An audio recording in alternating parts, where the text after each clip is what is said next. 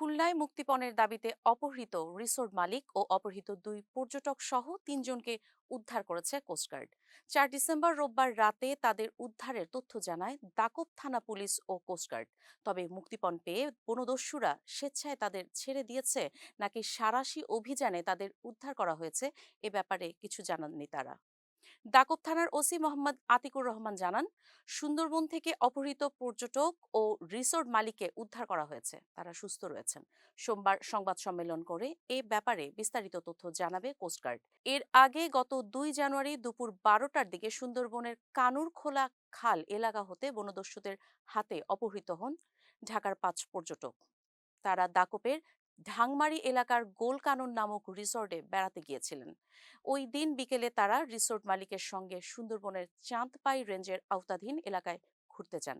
এ সময় বনদস্যু মাসুম বাহিনী তাদেরকে অপহরণ করে। দস্যুরা দুই নারী পর্যটক এবং নৌকার দুই মাঝিকে ছেড়ে দিয়েছে। রিসোর্ট মালিক শ্রীপতি বাছার ও পর্যটক সোহেল এবং জনিকে অপহরণ করে নিয়ে যায়। পরবর্তীতে রিসোর্ট মালিকের পরিবারের নিকট মোবাইল ফোনে 20 লাখ টাকা মুক্তিপণ দাবি করে। বিষয়টি জানার পর থেকে কোস্টগার্ড ও নৌ পুলিশ যৌথভাবে অপহৃতদের উদ্ধারে অভিযান অব্যাহত রেখেছে।